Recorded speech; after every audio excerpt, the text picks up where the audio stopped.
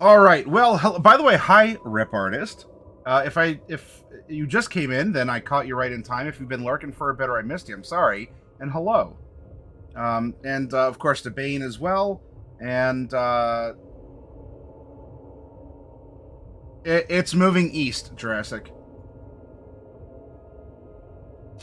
Hey, look, I can't help it. It is what it is. You know, just similar to lake effect snow, how that sets in just a tad west of Cleveland and extends up along the lake through Buffalo. I can't help it. We get a little bit of it. It's not quite as bad, but we're not in that snow belt where we get that heavy lake effect snow. But as the weather does, do, it blows from west to east. So, and even with the Gordon Lightfoot song that we played, "The Wreck of the Edmund Fitzgerald," Ontario takes what Lake Erie gives her, and so it all flows that way.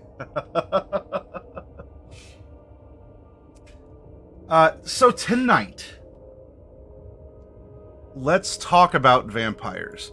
Now, not just Vampire the Masquerade as a setting or the rules of the game about building dice pools. We'll build on that.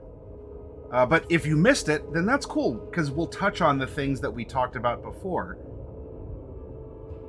But this is going to be a natural progression of our exploration of the system, the setting, the culture, and the concept to not just playing vampire, but in this week, to being a vampire, as Vampire the Masquerade portrays it.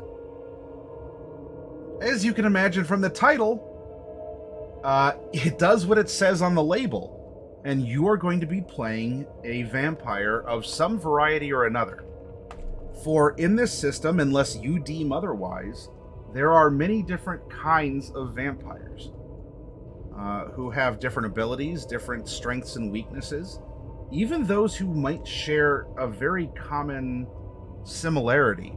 Maybe they share a clan or even a sire, will develop differently because of the vitae, because of the curse, the mark of God upon Cain, which you now bear, having been embraced. In other words, turn into a vampire. Is being a vampire fun in games? Do you get to be a superhuman entity among mortals? You absolutely do, and it can be. You can do many amazing things as a vampire, as well as some horrific things.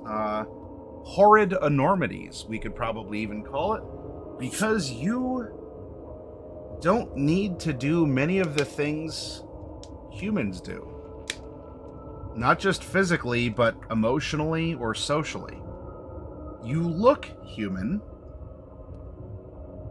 but are you? That's what this system explores, right?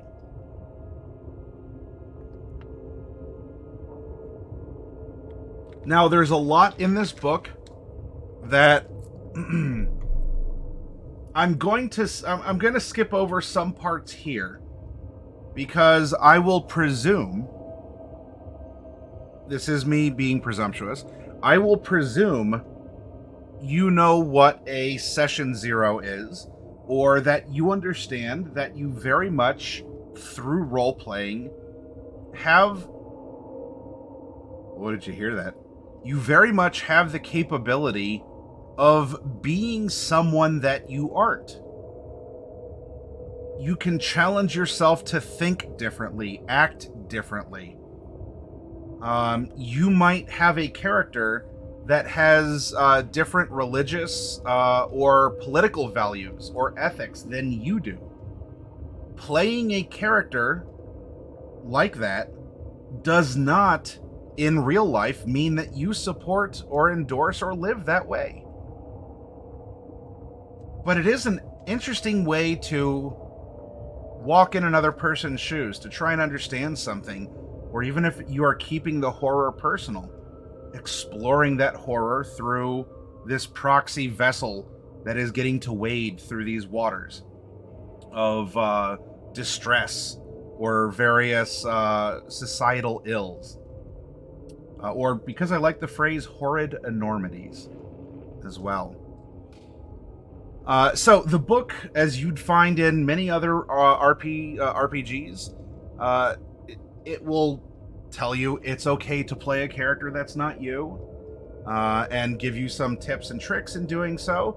Again, I'm skipping over it because I will presume that either you know this, you've done this, or if not, you have a community here that you can always ask to share experiences or resources if for some reason you don't want to get this book yourself. Crack-a-boom. Now, there is going to be a relationship map that is talked about. We are going to explore that, we're not going to explore that this week. The relationship map is going to come next week when we do our story planning around the characters we make. So I'm not ignoring it, I'm not forgetting about it, but for right now, we are setting the relationship map aside until we have our characters. The role of the storyteller gives you some tips about, your solicitations to people, sitting down at a session 0. This should be bread and butter stuff. Talk about it with your players, the topics you want to explore, the things that you don't want to explore. Just because you play a horror game doesn't mean, hi Carlo, good to see you, and hi Chief's Den. Just because you're playing a horror game might not mean that you want to involve... a very good challenge from last night. As Raven was driving, she was a little distracted, but not from a video game or a mobile phone. She was having a conversation with her father, who wasn't in the car. And telepathy wasn't involved either. Anyway, in that moment of distraction, a cat was going to run across the street. Now, as a vampire, let alone as a human in the world of darkness, or even just her as the player, you have some choices to make. Because, there might be some of us in chat that, unfortunately, we've hit an animal. Either by accident, or it was a case of, if I break and overcorrect, I'm going off the road and I might die. So, I'm sorry, little rabbit, or I'm sorry, little kitty cat. You had the entire day to cross the road and you chose this moment that I was also here. I feel terrible and I will cry, but there was nothing that could be done. So in that case, that put Raven a bit on the spot. She definitely loves cats, and so it was a way to explore what would she do through her vampire Ivy in this regard. Would she play into it and just say, I'm so distracted that I did something I would never do? Or would she, in snapping out of it, would she want to overcorrect and risk endangering herself for the sake of a cat? Which then provides interesting perspective on the events that happened later in the session from last night. It might show where values lie with that character. But you might as a group say, yeah, not so much into, I get that vampires are monsters and we can just keep it at that, but you don't need to describe to me how I enter the warehouse and I see a bunch of, it looks like a butcher's shop or a meat packing plant, but the traditional animals aren't the ones that are strung up. And you might go, sure, that's fine. We understand it's there, and you move on. So we get past that, and now let's look at the character. Who is it that you want to bring to the table? And which issues through this character do you want to embrace, explore, present, or seek some kind of understanding, redemption, or to cause conflict? What would it be like? You might play with a group of friends and all of you share a particular trait. I don't know what it is. Pick an adjective. There are many traits that make us up as human beings. And if you wanted to say, what would it be like if one of us was not this trait? There you go. That itself can be something compelling. A word of advice, and by the way, real quick, I'm going to give a shout out to Chief's Den, who is also a Vampire the Masquerade streamer, as well as doing some variety video games here. Chief's Den, you're very welcome as always. And by the way, now, Chief in particular, as long as you want to hang out, you, as an active presenter, as a storyteller, if you have different takes or opinions or a style, please bring that up in chat. You are very welcome to do that. Now, you don't have to be a streamer for Senpai to notice you here. If you have questions on character creation or playing a character, hi Crispy, then ask those questions, share those stories, bring something up as well. This is participatory. I guess I would just highlight Chief because he has done a lot to put together a Seattle-based chronicle, which in like D&D terms would be a campaign, right? A long-form story. What I'm presenting with Red Deemer is more of it's a story. It's a 3-parter.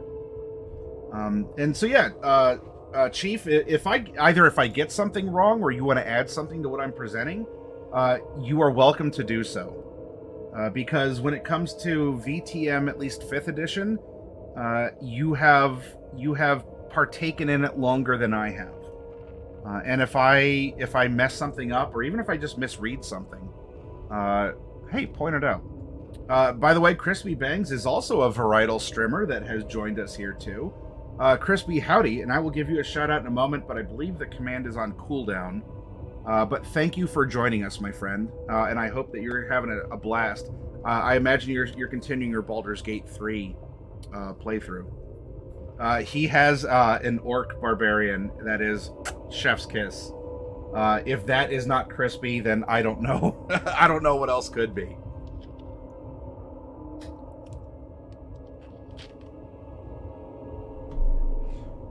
So many of us have met through Dungeons and Dragons, speaking of Baldur's Gate, and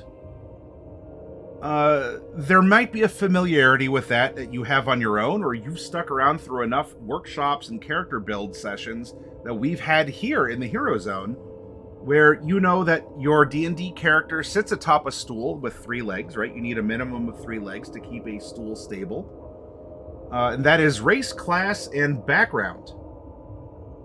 Be well, Sierra. Thank you for hanging out as long as you have. Bane says, like, he doesn't give me enough emotional trauma in our Sunday group.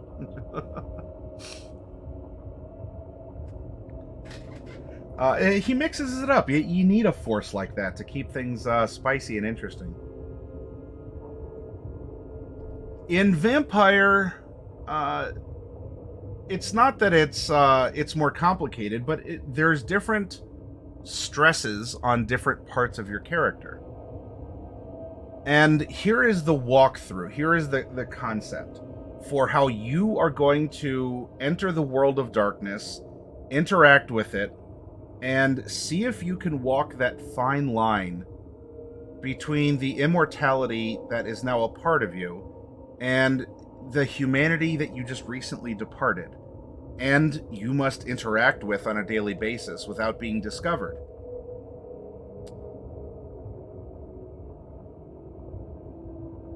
Oh, of course, Chief.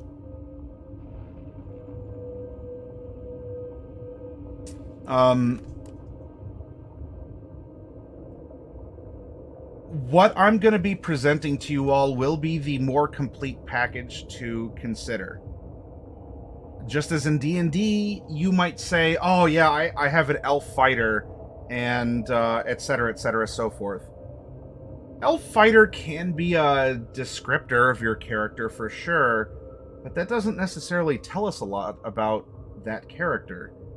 I mean, we can imagine an elf, we can imagine a fighter, but there's variations, right? There is that kind of there is that kind of manifestation in Vampire where, oh yeah, I'm playing a Malkavian or I'm playing a Ventru. And it's not untrue that you are. And it is an easy way to encapsulate a concept for the character. Just as an elf fighter might be, so too could be a Ventru, just saying I play a Ventru. But I want to expand that. I want to look at the thoughts that go into this. And if you want to reduce it afterwards, absolutely. Many people do. Because you know your character, you're playing your character. Pardon. But what is your core concept? What was your character's name in life? Now, whether or not this actually is revealed to anyone else, you think about it. Your character had a life before an unlife.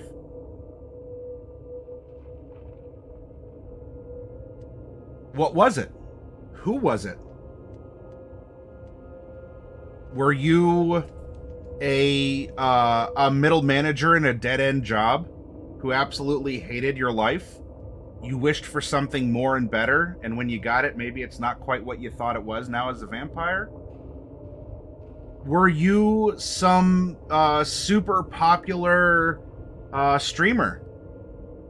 Whether it's something here on Twitch, on YouTube, you are a content producer on another platform, like OnlyFans or whatever else might exist.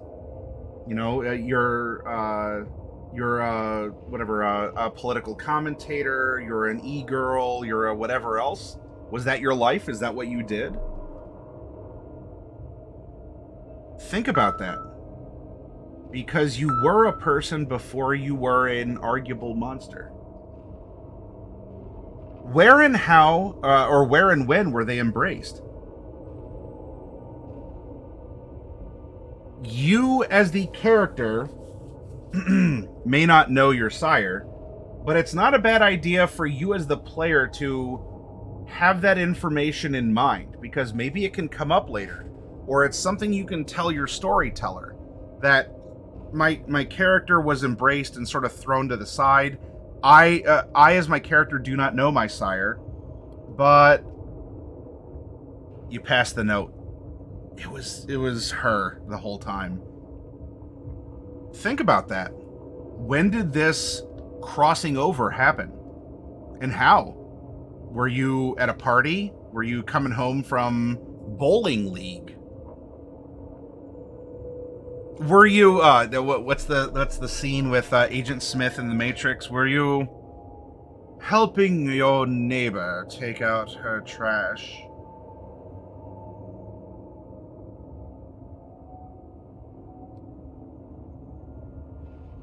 So think about that stuff.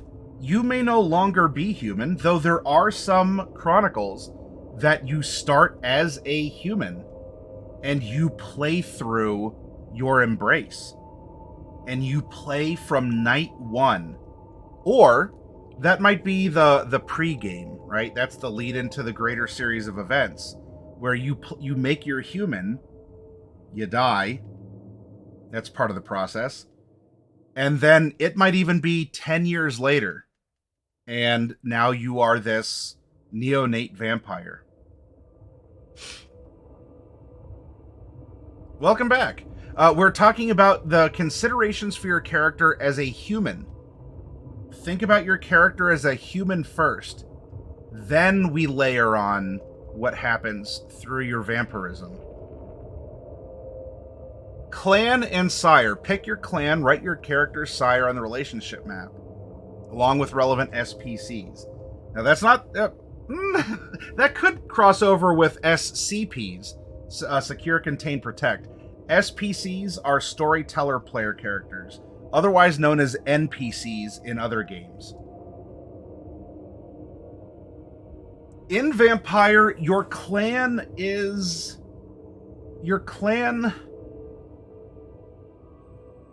going to be like picking your class in Dungeons and Dragons. It is the how you do things, the source of your magic and your inhuman abilities. There is a lot more that can go into it, just as a fighter isn't just a fighter in D&D. A Tremere is not just a Tremere in Vampire. Hi, Diadems. But that is, in a sense, the way for you to continue to customize your character. Core concept would be like your background. Were you the local hero, right? Are you an acolyte to some faith? There's many other backgrounds in D&D. And then you have your class, which is clan. In a sense, it would be like class and race combined. Or perhaps your clan might be more like your race in D&D, and your disciplines might be more like your class. That might be a little bit better way of saying it. So anyway, now what do? Right? You have this idea. You say, you know what? I really would like. I am a 20-something apprentice to a trade. I'm a pipe fitter, a plumber. I'm someone who, started working with the city department, and I'm the one who goes down and I do the dirty work. But it's a trade. It's good money. I'm part of a union. I'm part of whatever. And it's something that, academics might not have been my thing. Or academics can be, but you want to get the physical experience and not just the book learning. However you want to flavor it, right? And remember, if you want to say, like, oh, in real life, I am totally, whatever, unions are literally the worst, blah, blah, blah, and you're anti-union, okay? And then you play a character who absolutely wanted to join a union and be a part of it, because maybe that's your role play challenge to yourself. What is it like? Do that. Or have it be the reverse. Maybe you have the bumper stickers, you got the UAW wheel or the Teamsters wagon as a bumper sticker. Union loud and proud, and the character you play in the World of Darkness is completely nope. Terrible. 2 out of 10 organization would never join. In fact, they are literally controlled by vampires, or whatever, right? You could be cynical and pessimistic, as long as everyone's having fun with it, right? So now you have your attributes. Remember, your attributes are your things like strength and dexterity. Stamina would be kind of like Constitution in D&D. That could be how charismatic you are or manipulative that you are.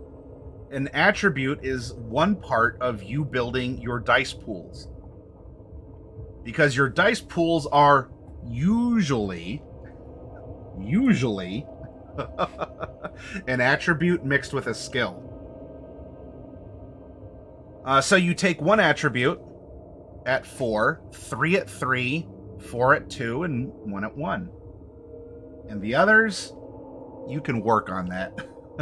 You can get stronger as an undead. While you don't have muscles that necessarily tear and reform as they did when they were living, that might just simply be the vitae, coagulating, solidifying, manifesting unearthly power within you, such that you might look like a gaunt, edgy, emo Molgoth. And yet, despite you looking so scant, so svelte, you might be able to pick up a dumpster.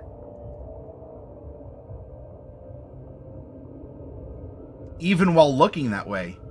Or you might manifest in the fact that you started 30 years ago as an edgy Molgoth, and as your character had continued to age and do what he or she was doing, you actually bulked up. You got a glow up, my friend. And now, 30 years into being dead, you actually are ripped. Pardon. And that could be said between... If those two characters were playing in the same story... Huh. So the blood, the vitae, worked one way and not the other? Yeah. It's fun, isn't it? You get to figure yourself out all over again. Being embraced is a really... It's a really interesting second puberty. A second adolescence. Because suddenly you wake up and find that you have powers where there were none before. You have awakened to particular cravings within you. You have found that there are some secondary aspects of your personage, such as your fangs, that have grown.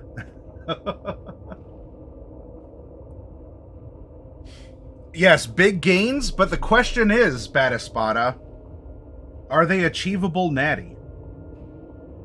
And I would argue that you cannot get them naturally, but they are achievable super natty. Now, what about your... And by the way, if you're playing a human and your storyteller's like, well, let's, maybe not all of this, or maybe, yeah, stick with it, and then when you're a vampire, we'll give you some disciplines and you go from there. A reminder that your health, like your hit points, is stamina +3. Willpower is your composure plus resolve. If we get into our vampire game on Roll20, the willpower of Clyde, the daredevil sports car racer, is 3. Whew. That came into play last night. And, if you can burn out so easily and not be able to resist the temptations of the beast, roleplay opportunities occur.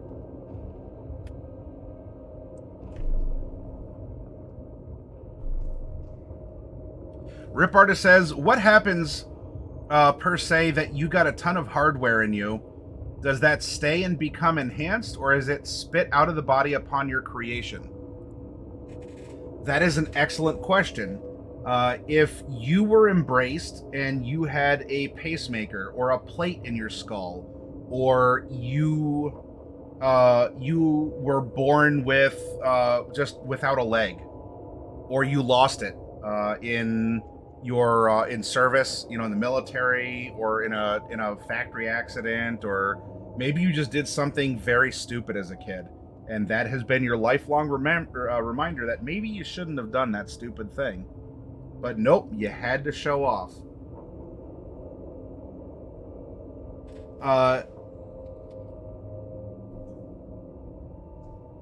It can continue, or it cannot. That is really up to you and your storyteller. If you can... my argument isn't just being wishy-washy. If you can make it compelling in some way, as a part of your character, you might find that when you wake up that first night, the pacemaker is resting on your chest above you.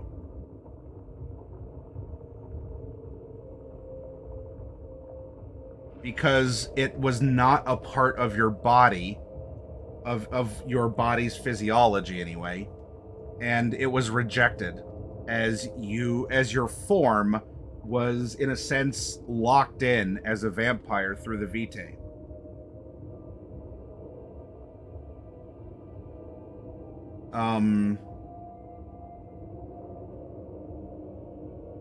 Generally, when you die, that's it. So if you got that cool haircut from 60 years ago that everyone had, you have that haircut when you wake up in the evening. Now, can you style it every night? Absolutely. You can shave your hair every night. But when you wake up, generally, your hair is back and you have that bowl cut that you've had for 60 years. You go out, and in order to impress a mortal, you get a tattoo. And when you sleep, when you have your day sleep, that tattoo that was not originally a part of you disappears. Or it may not. The blood can manifest differently.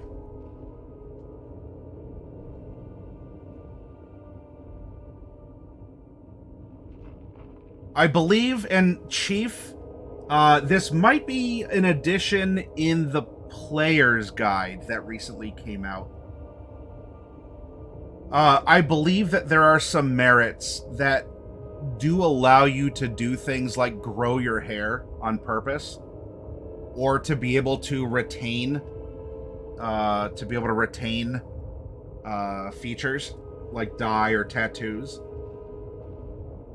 But commonly, how you die is how you wake up, with the big exception being the Nosferatu. Because somewhere in their embrace, they twist and contort in ways that make them look more corpse-like and or more like an animal. And there's no... You can cover it up. You can actually put lipstick on a pig in that case, through actual lipstick or through various disciplines. But you really wake up in a different sense. In 5th edition, I don't know if it's as heavily... It may not be as heavily accented, at least from a lot of the reference pictures, and you'll see when we get to that part of the book here. That you are a creature of the night, undoubtedly.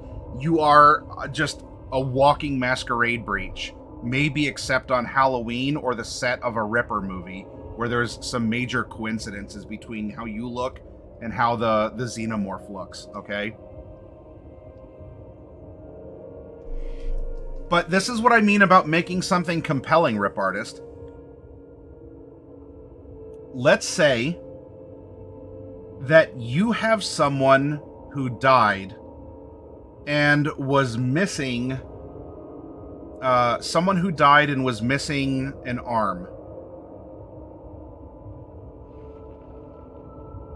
Wakes up as a vampire and is still missing the arm.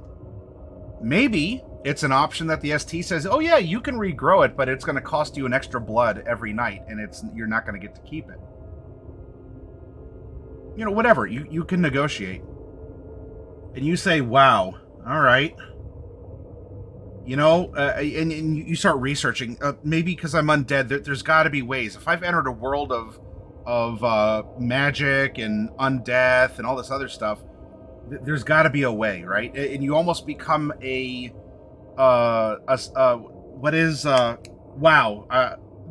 villain from Spider-Man, the Lizard Man, Doctor, and it's not Doc Ock, but I mean, there's something similar too. You know who I'm talking to? Who's the Spider-Man villain? Why am I derping on his name? But right, he turns into a lizard to regrow his arm. And that's kind of that is a thing. Now imagine you play a character where maybe many of the Nosferatu in your city. Yeah, Dr. Connors. Thank you, Dr. Connors. Thank you, Bane. Almost carry a regret. They look at themselves in the mirror every night and they curse their existence. Of all the vampire clans, why did I have to be embraced as a Nos? And as they're doing so, they just watch as like their teeth fall out like a shark's, to be constantly replaced throughout the course of the night. And meanwhile, you are role-playing a character that was a quadriplegic, ended up getting embraced by a Nosferatu. You wake up, and yes, you have a hideous form, but you know what you can do? You can walk and run and jump and hold items. And you bless the moon every night you wake up in undeath, because the Nosferatu's gift has given you a new lease on life. And you can make that a compelling part of your character, of the story, of the juxtaposition, the parody, or whatever, because everyone's gifts manifest differently.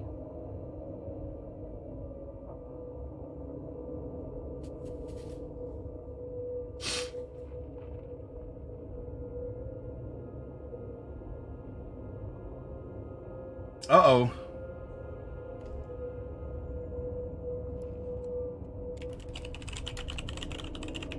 Stream disconnected.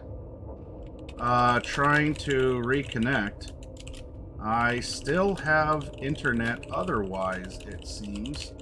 But it could be something with the storm.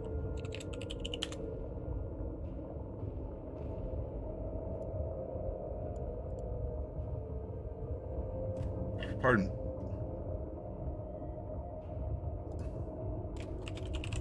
Interestingly enough, my bitrate is green and steady, so this might be a slobs issue. If any of you are watching this in the future on YouTube, number one, hi from the past, but it's a source of frustration at times, right? Uh-oh, now it turned red. Oh, let me refresh.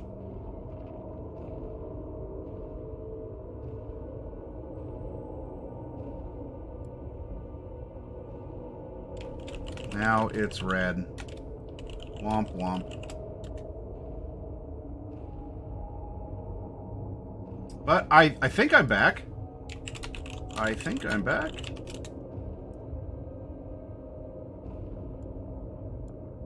Alright, well, hopefully so. I'll keep things moving along if it gets interrupted, but there is a thunderstorm tonight, so it is what it is. But yeah, so explore these cool concepts.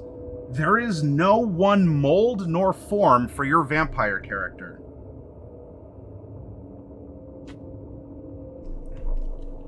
And I'll say, try refreshing if you haven't yet. Okay.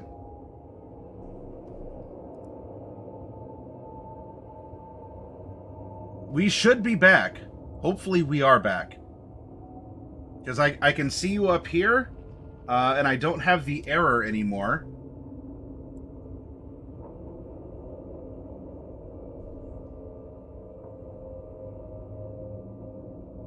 Okay, well, I'm glad to be back.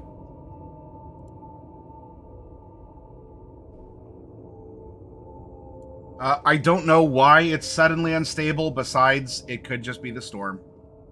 Alright, so have a compelling character in life and or unlife. Challenge yourself and explore cool things. Delve into virtues or vices. Because this is going to give you an ample arena for those types of contests. So, we have our core concept, our clan and sire, our attributes. Intelligence, charisma, things like that. Then our skills. Pick a skill distribution. Do you want to be a jack of all trades, more balanced, or do you want to be a specialist? Because look, we can't all be good at things, at all things or anything. There might be, there are some of us that, whether young or old, you have never driven. You've seen people drive in movies, on TV, you've read about it. You've probably ridden in a car or a bus with people who drive frequently. But you yourself have never driven, and so you might be 50 years old and have 0 dots in drive. Which, hey, that's, that happens. Not everyone might be good at fighting. You can be athletic, but not really be the best at fighting. But if you're talking about lifting weights or whatnot, that's your thing.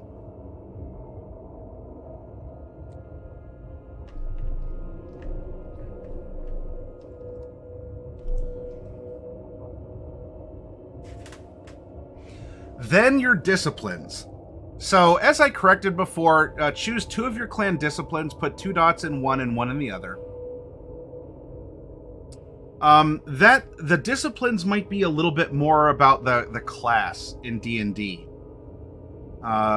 Where this is how you're manifesting your abilities.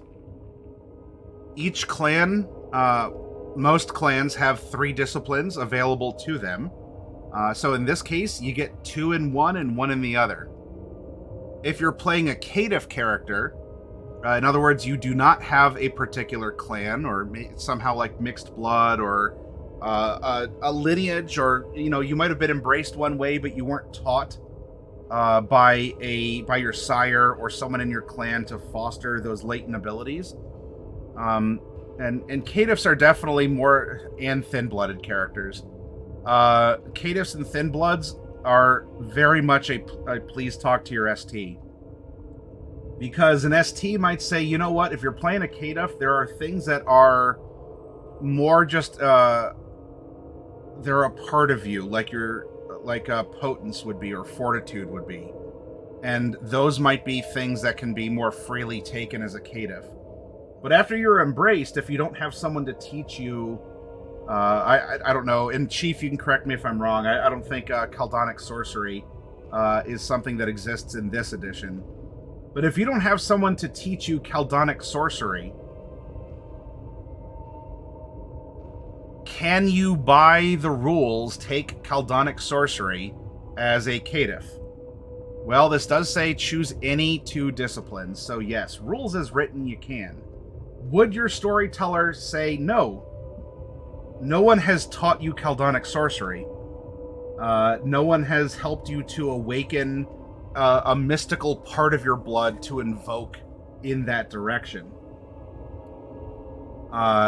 So, caitiffs and thin bloods, you can do some fun and interesting roleplay, and their powers are different, but less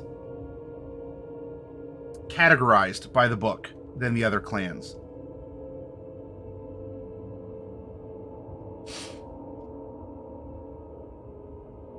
It could be like wild magic sorcery in D&D. You're right, Rip Artist. I'm not saying that it can't happen or that you shouldn't be allowed to as a caitiff. Simply that you might have a storyteller that would say, for something that's a lot more learned or specifically invoked, maybe that would be more verboten to take as a caitiff. Otherwise, because you kind of get to pick and choose as a caitiff. I'm not saying all caitiff players are like this, but you do tend to get very care-oppy caitiff builds with very carefully and hand-picked disciplines. I'll put it that way. Now, what type of a predator are you? You need to eat. Now, this is something in many other systems you don't need to worry about. What do you eat? Food. Cool. All right, so you go to an inn, you go to a restaurant, you go to the space cantina in whatever other system. In Vampire, eating is a necessity, and you don't get to eat like everyone else in the mortal world. And so you adopt. It could be. It could be like a sorceress origin, Bad Espada. So yeah, don't think I'm telling you that you can't get magic through the blood. You can. Just simply, there might be a storyteller that goes, So you chose these disciplines, 2 or 3. You chose those disciplines. I'm going to need you to give me a very compelling reason why you have those. That's not, that's not just because you saw it on a care-op forum. And you get to pick, maybe as an extension of your personality from a human or as a vampire, which kind of predator are you?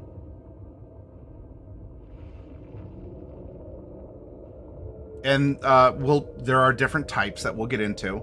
Then you get some advantages. Spend 7 points on advantages and take 2 points of flaws in addition to the ones gained from your predator type. Thin blood characters have their own thing. Add any new supporting cast from advantages and flaws to the relationship map. Relationship map is off to the side for right now. In older editions, you got some bonus points for advantages and flaws. That's also where some people might have gotten a little min-maxy. So yes, I will be blind in one eye to free up a point for something else. I will also walk with a limp to free up a point in something else. I take twice as long to feed to free up a point for something else. But then with the freed up points, you take something that just completely overwhelms the situation, or it becomes it could have become more of a min-max thing, or you got some very interesting trade-offs for deciding to do one or the other. Here, you get 7 points on advantages and 2 points in flaws because, as I say, even in our D&D workshops, we are all flawed creatures. Plus, your flaws can make for very interesting story inclusions. Because maybe you've made an enemy in life that now follows you into death. Or you've made an enemy in death, which might be even scarier. Some convictions and touchstones. As your life changes, so too does your focus as a character. Pardon. Because you only get so many hours to exist, you don't have time for a lot of other stuff. You have to imagine this. As a human, you can stay up 24, 48 hours, even if you're super bleary. You can stay up past your bedtime every night. You can get 8 hours of rest and function for the other 16. As a vampire, you only get to act and exist in the limited number of hours available to you that night. If it is summertime, every day, quote unquote, you get to act for what? Let's say sun goes down. We'll make it easy. Let's say sun goes down 9 to 6. 10, 11, 12. And then actually, it might come up. It might even come up earlier. It might almost be a 9 to 5. So during the height of summer, you might only get to exist and do things and think and act for maybe 8-ish hours per night. Hi, Small. Good to see you. Welcome. And that's it. The rest of that day, it doesn't matter if it's the morning or the evening, with some exceptions. You get 8 hours to manage your finances, to feed, to try and accommodate the requests that your sire or your primogen or just something that you have to do personally or on behalf of someone else or with your coterie. Now, to humans, that's a merciful thing, that you have a hard shut-off time. Because otherwise, ugh.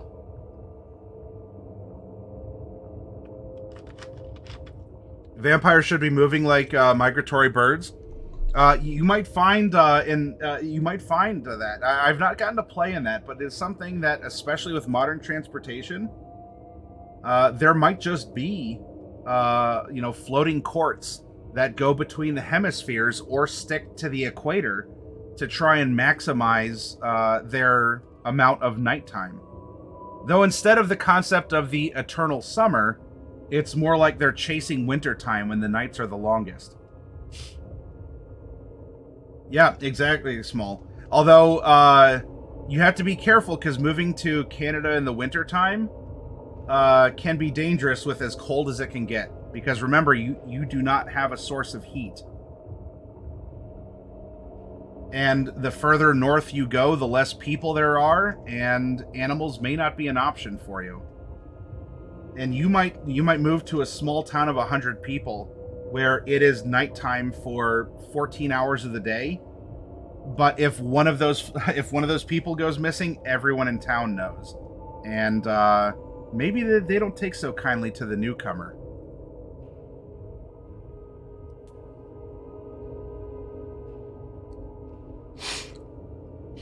So there's gives and takes, right?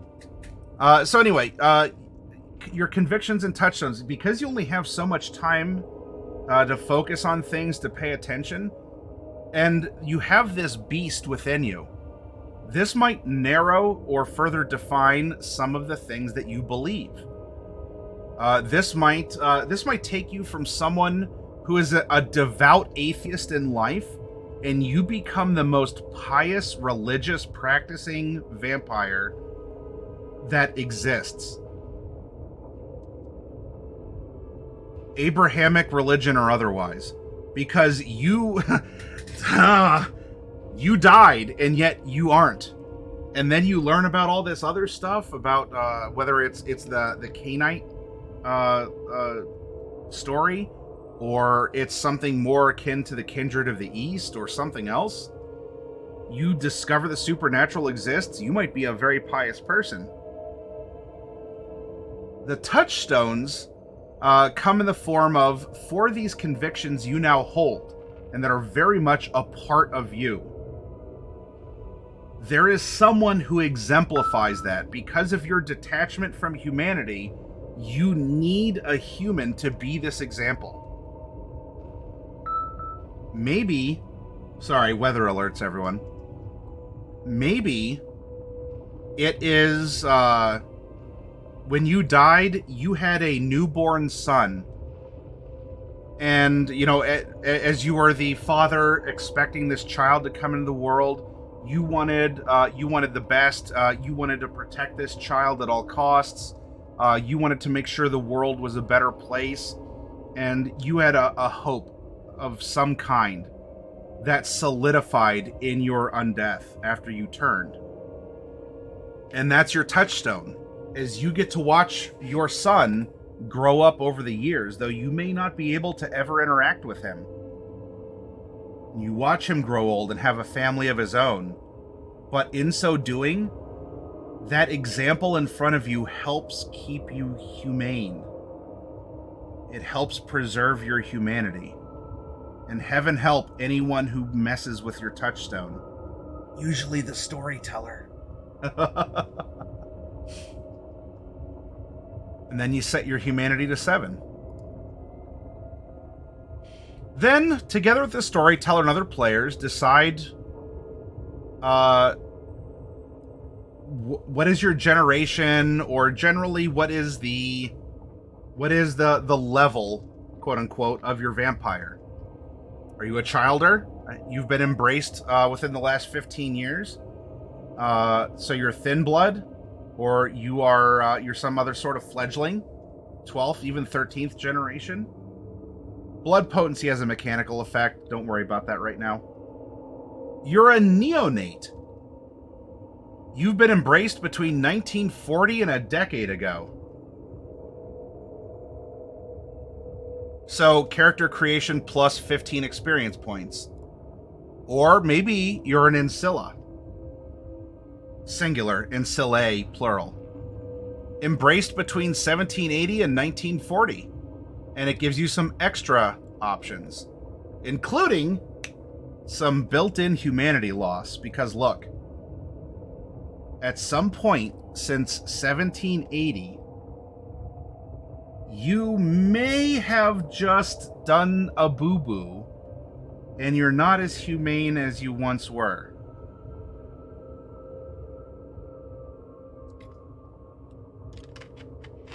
Then you can buy extras on top of the gimmies here, with the experience that you're floating.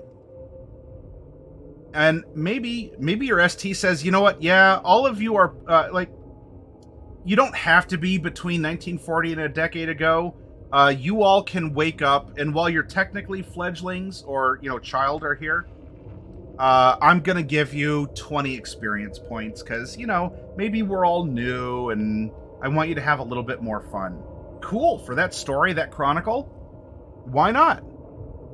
Because maybe everything else is adjusted. This would be similar to a DM saying, yeah, you know what? And Small, you play D&D. I mean, others have too. I'm going to pick on Small just because, you're here, and I know that you've been talking about your games. There are DMs who say, we're just going to start at 3rd level. Now, you might treat 3rd level as 1st level, just so everyone has their subclass, etc., etc. Some people say, you know what? We're going to start, everything is going to be, we're going to play from level 10 to 20. Everyone starts at level 10, and you go from there. There's nothing wrong with playing an Ancilla vampire. It is certainly more potent because the way that the game scales. There is a lot more just raw power from the rules, let alone the considerations that you might have being a vampire that's 100, 150 years old. How have you existed? What are the networks into which you've embedded yourself? Lots of great storytelling in that as well, not just the raw power of getting more experience points to spend on things.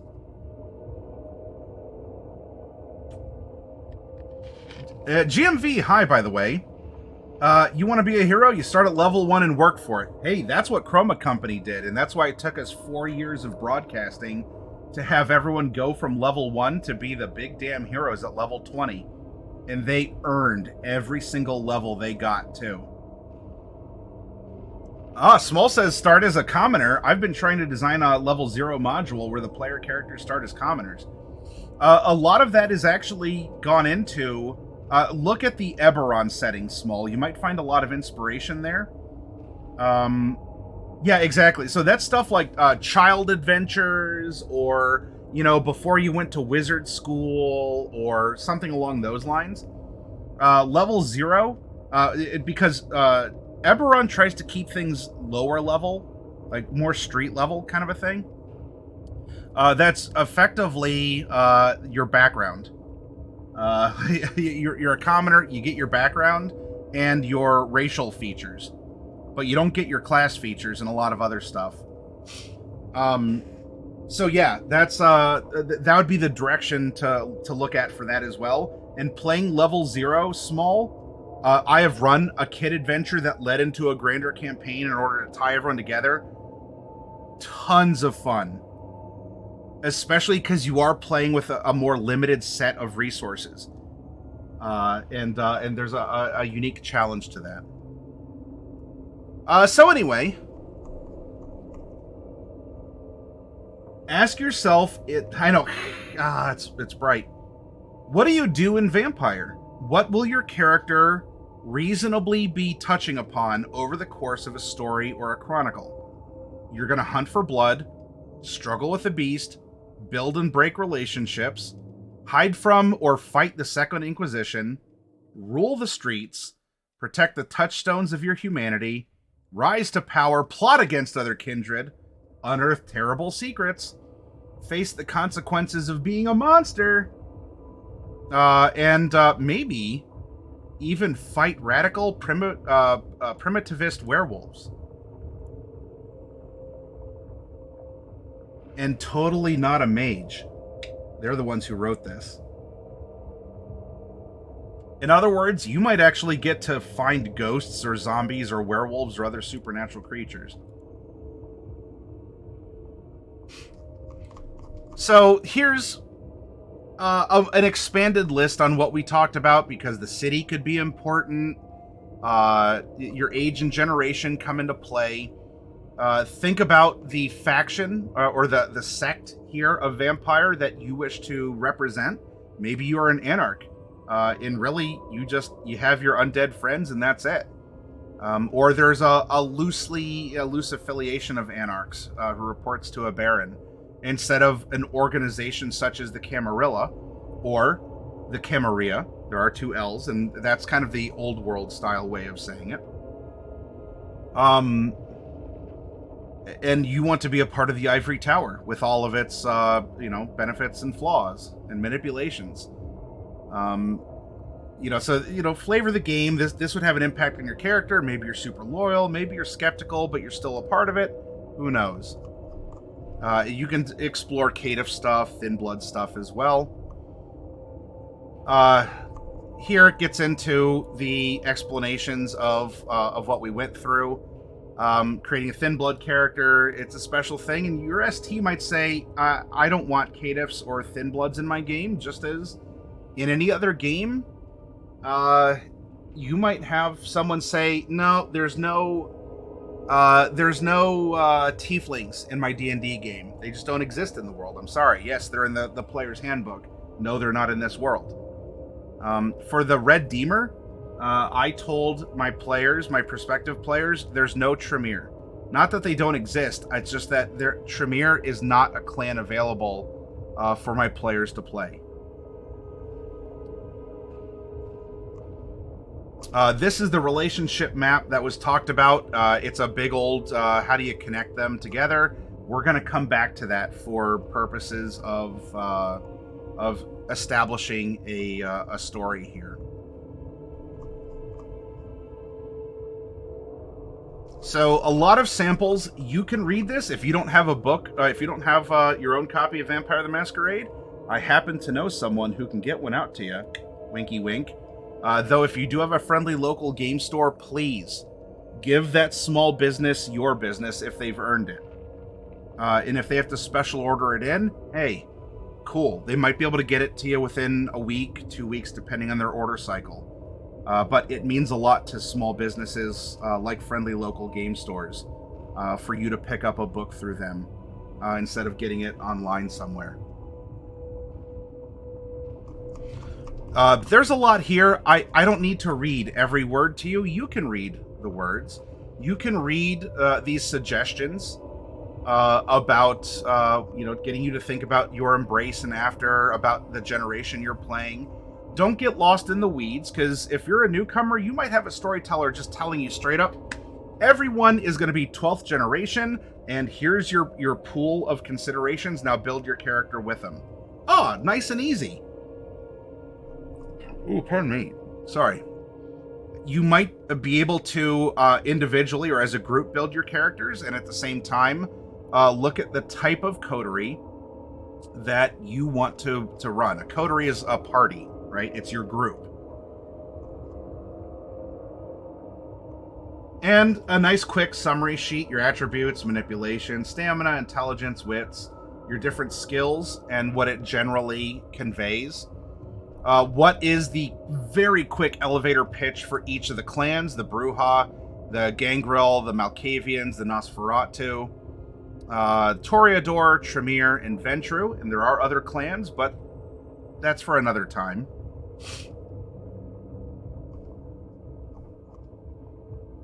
What are the disciplines? You mean I get magic powers? Yeah. What is presence? The ability to attract, sway, and control emotions. Oh, that makes sense. Obfuscate, the ability to remain obscure and obscene, even in crowds. The predator styles, these are all the things we talked about. You might be able to start out as a young vampire to be a farmer. You feed on animals. You are trying to hold the line, say, I refuse. I will not give in to the beast, despite drinking from them. I will not harm human beings at all. And so you feed from animals, but that might only last a while. A short while in an otherwise long existence. A scene queen. You feed from a subculture or exclusive group in which you enjoy high status. You know, did you ever have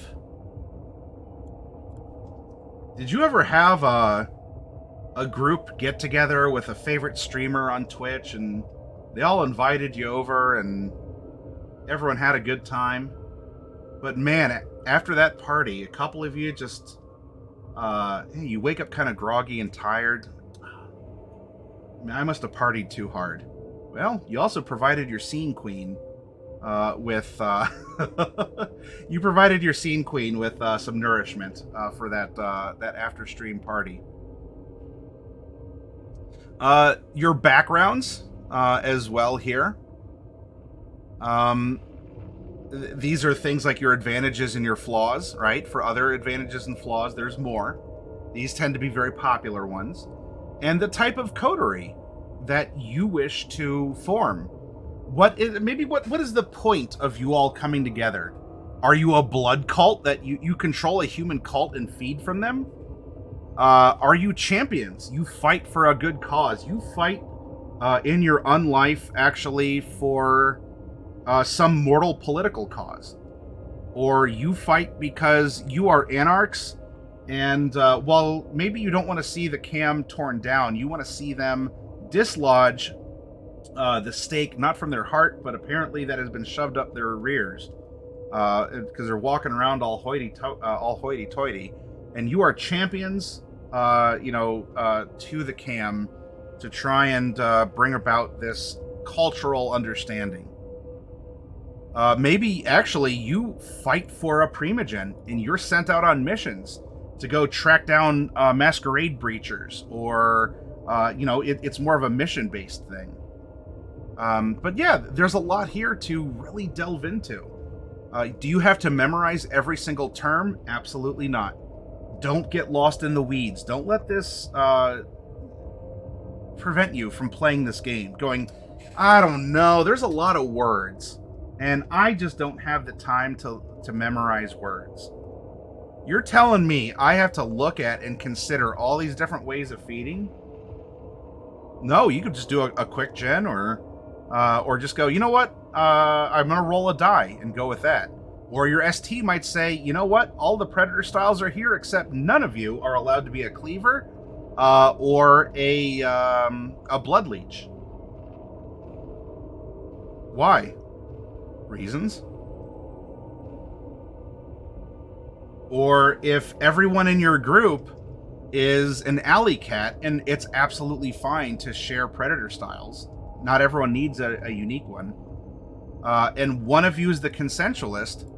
You need blood with permission. That could be a cool roleplay thing where everyone else goes and gets it, but then they're always waiting on the consensualist. Always waiting. Is that going to teach patience? Can that be leaned into with the story, or would that actually create conflict at the table where someone is taking an hour per feeding scene in order to arrange this when everyone else just wants to go on the adventure? So things to think of in and out of character, have some fun with. You do not need to memorize all of the terms, all of the disciplines. It's like thinking for you playing in D&D, it would be similar to me saying you have to memorize every spell in the back of the player's handbook. That's ridiculous. And it is not expected within the community of storytellers or players of Vampire. We have the references in the rule books, in other quick reference PDFs, storyteller screens, other things. We have those there for a reason.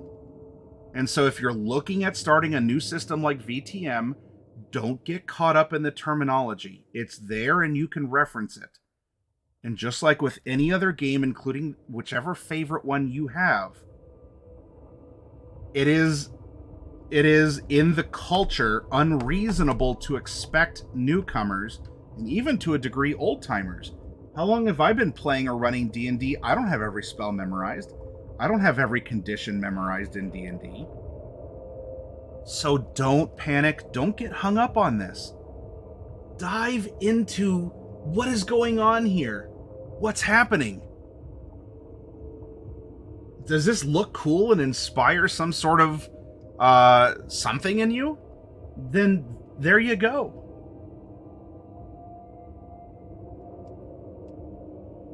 Have fun and worry about the rules later. That is even the golden rule in this book, printed. Rules as written, forget about the rules and have fun telling a story.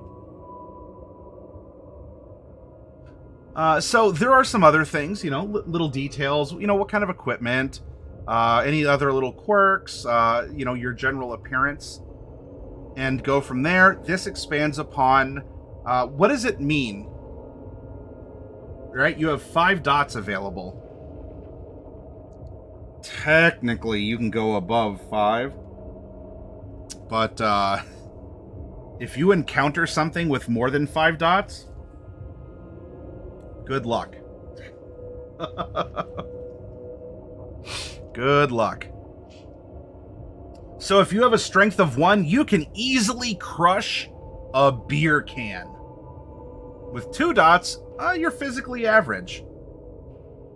3, you might be able to break open a wooden door. 4 dots, you are a prime physical specimen, likely with very visible musculature. What about 5 dots?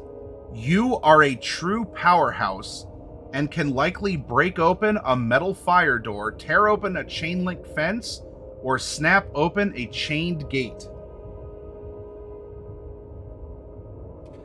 Do you see how conceptually, and even with a measure here, how that can scale?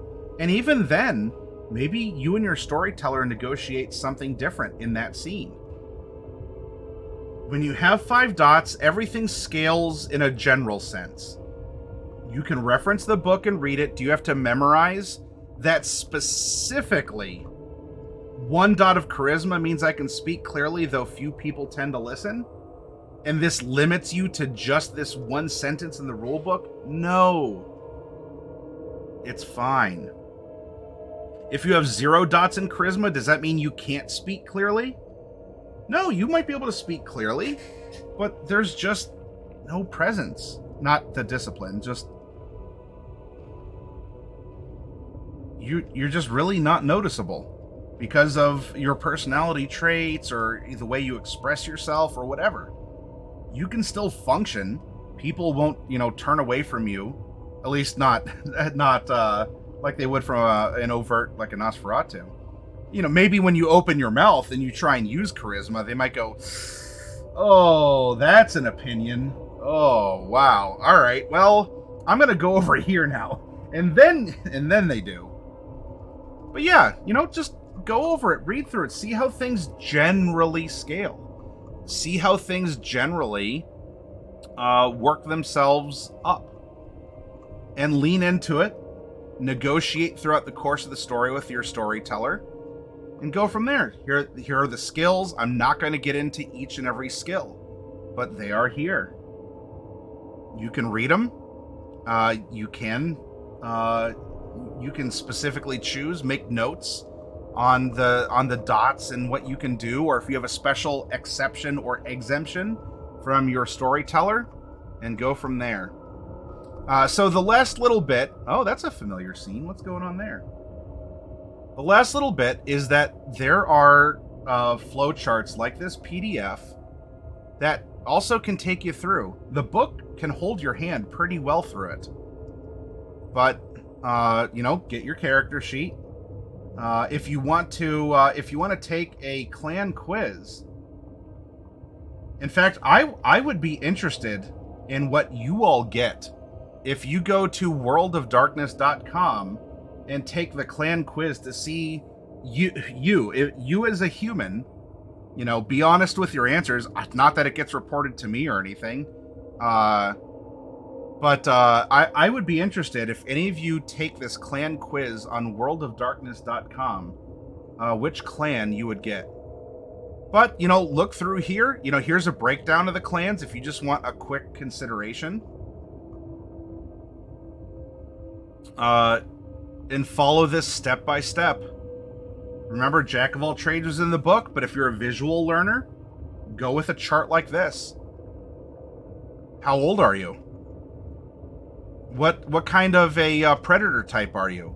Alley cat itself might give you some idea, but yeah, this is more of a ruthless or brutal form of feeding. Or would you rather be more of the sneaky sneak? No, I'm definitely a Sandman, either in concept and or mechanics. Because if you're a Sandman, you get either a dot in medicine with a specialty in anesthetics, or you get a dot in stealth with a specialty in break-ins. Plus, you get a dot in auspex or obfuscate and 1 dot in resources. You can approach it from one or the other or both to develop your character. Think about the basics. Now fill in your disciplines, your convictions and touchstones. You're going, oh my god, oh, you're scrolling. Gross. There's so much, it's fine. You don't have to memorize it. Browse through it, read it, ask your storyteller. If you're trying a new game, if you're going from D&D to VTM, if you're going from Pathfinder to VTM, if you're going from Alien RPG to VTM, don't get hung up. It's okay. There's a lot here, but it's just meant to be an easy, quick guide. Something thorough, something to give you some references and think about. You don't have to memorize it. You're not obligated to. And you know what? If you have a storyteller, and this is something that I'm sure you can back up as well. If you have someone running the game who is being very obtuse and is making very unreasonable demands of you as a player, then party. No, and welcome, Raiders.